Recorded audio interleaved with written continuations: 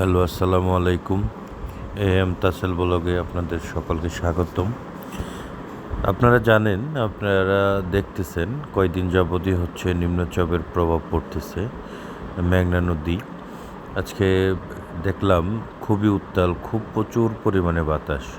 আসলে একটা ঘূর্ণিঝড় কতটা শক্তিশালী হয় সেটা যদি নিজের চোখে না দেখা যায় সেটা কখনো বোঝা যায় না। আকাশ বিশালভাবে কতটুকু পরিমাণে ভয়ঙ্কর রূপ ধারণ করছে সেটা আপনারা বুঝতেছেন। বাতাসের গতিবেগও ভালো ছিল। নদীতে চলাচলরত যত নৌকার বা জাহাজগুলো আছে সব সাইডে চাপানো হয়েছে। নিজ নিজ নিরাপদ স্থানে সবাই চলে আসছে। বাতাসের গতিবেগটা আপনারা দেখে হয়তো বুঝতে পারতেছেন যে আসলে ঘূর্ণিঝড়টা শক্তিশালী কতটুকু। আসলে বাংলাদেশে নদীমাতৃক দেশ, এই দেশে প্রায় সময় ঘূর্ণিঝড় হয়। ঘূর্ণিঝড়ের প্রভাবে অনেক মানুষ ক্ষতিগ্রস্ত হয়, অনেক মানুষের অনেক ক্ষতিগ্রস্তের সম্মুখীন হয়। ওই যে দূরে দেখা যাচ্ছে একটা হচ্ছে ট্রলার যাচ্ছে, একটা জাহাজ। নদীতে ঢেউ মোটামুটি ভালোই ছিল, ঢেউয়ের কারণে ছিল। এই যে নৌকাটা যাচ্ছে, নৌকাটা খুব স্ট্রাগল করে যাচ্ছে। তো মোটামুটি আমার যেখানে এরপর কিছুক্ষণ পর বৃষ্টি নামে, বৃষ্টির ধারাবাহিকতাটাও প্রবল ছিল।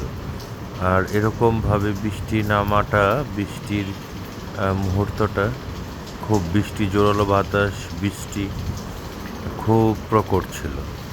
তো এই বৃষ্টির মধ্যে আসলে জনজীবন খুব কষ্টসাধ্য হয়ে যায়।